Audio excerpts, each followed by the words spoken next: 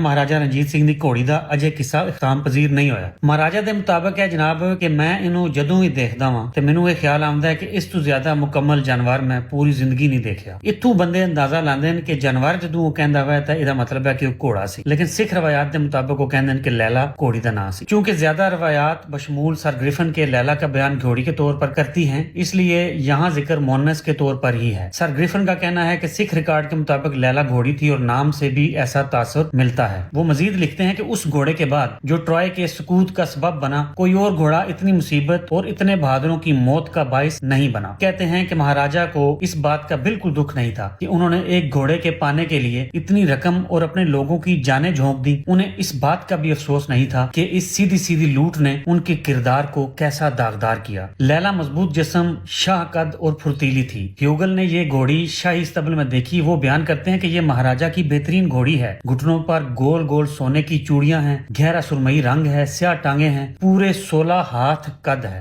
Amy Aiden का कहना है कि महाराजा को लैला इतनी पसंद थी कि बाज औकात धूप में भी उसकी गर्दन सहलाने और उसकी टांगे दबवाने चले आते थे। लैला के किसी जंग या मुहिम में इस्तेमाल का पता नहीं मिलता, मगर ये जरूर मालूम होता है कि महाराजा ने ये घोड़ी और अपनी घुड़सवारी के कमालात 1831 में रोपड़ में गवर्नर जनरल लॉर्ड विलियम बेंटेंक को दिखाए थे।